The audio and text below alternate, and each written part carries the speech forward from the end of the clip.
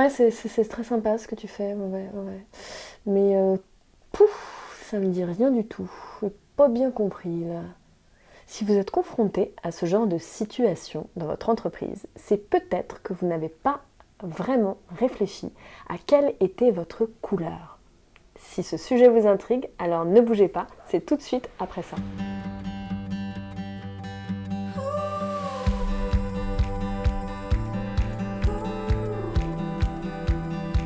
Bonjour et bienvenue sur la chaîne de Rêve, Crée et Transmet, la chaîne pour vous aider à nourrir et à cultiver votre âme d'enfant. Je me présente, Mélissa Nittenberg, coach créative et fondatrice de Rêve, Crée et Transmet.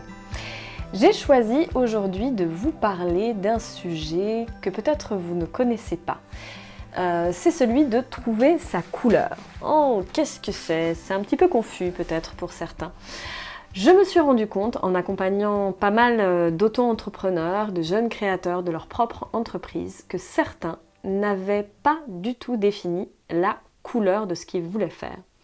Plus particulièrement, si je rentre dans le métier du coaching, vous pouvez être coach maintenant, mais de tellement de sujets différents, pour tellement de publics différents, que si vous n'avez pas défini clairement quelle était votre couleur, vous risquez de faire perdre du temps à votre interlocuteur, limite de générer de l'indifférence et puis également vous-même de mettre de l'énergie, beaucoup d'énergie, beaucoup trop d'énergie et de ne pas voir les fruits de cette énergie que vous avez déployée.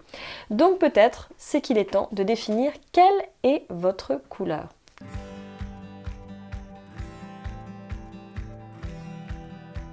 Je me rappelle il y a très longtemps, quand je travaillais dans les centres sociaux, il y avait une responsable qui avait dit ça à une collègue. C'est-à-dire qu'elle avait dit « Ah oui, mais alors toi, je ne sais pas quelle est ta couleur. Telle personne, je vois vraiment quelle est sa couleur. Telle autre personne, je vois vraiment quelle est sa couleur. Mais toi, c'est quoi ta couleur? C'est quoi qui fait qu'on sait que c'est toi, c'est ton projet à toi ?» Alors, aujourd'hui, dans cette vidéo, je voulais développer pour moi quels sont les points pour vous aider à trouver votre couleur et à peut-être à l'exprimer aussi peut-être un peu plus clairement à votre audience. Donc, le premier point, c'est déjà connaître quels sont vos talents.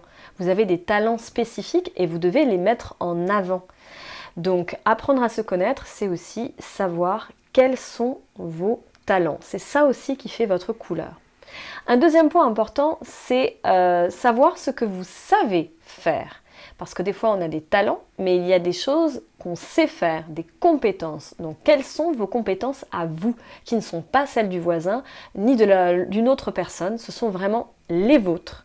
Des fois, on s'aperçoit de ce qu'on sait faire quand c'est les autres qui nous disent « Ah oui, mais alors ça toi, tu sais faire. » Quelle est votre touche?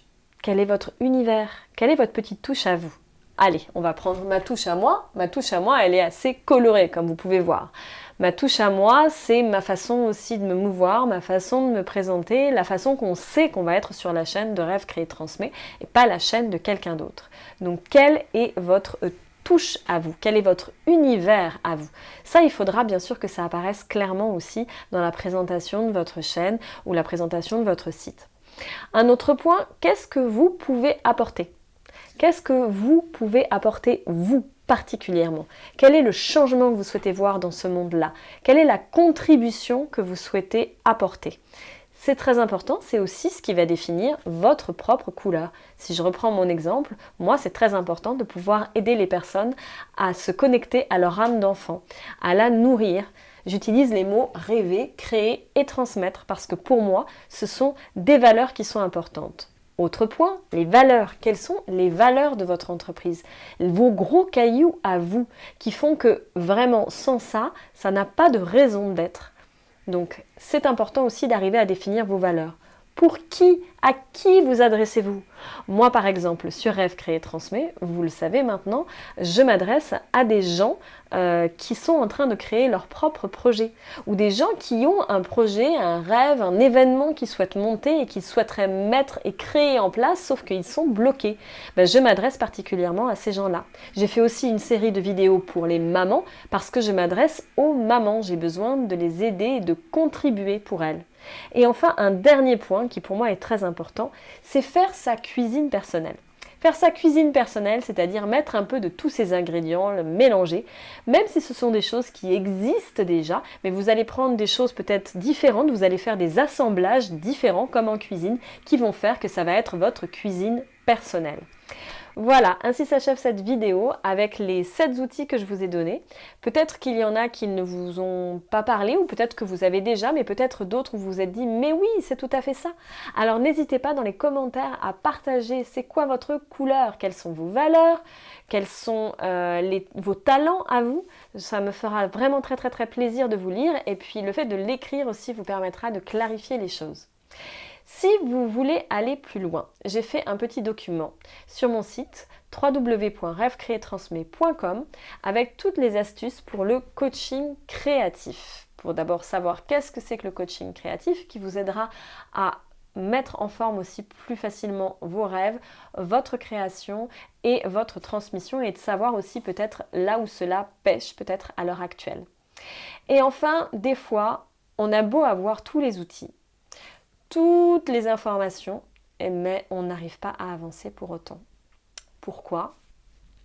Peut-être parce qu'on a besoin d'être accompagné, d'être guidé aussi dans notre chemin et de savoir aussi qu'est-ce qui pêche. Et des fois, on essaye, puis on n'arrive pas, on n'a pas suffisamment de recul.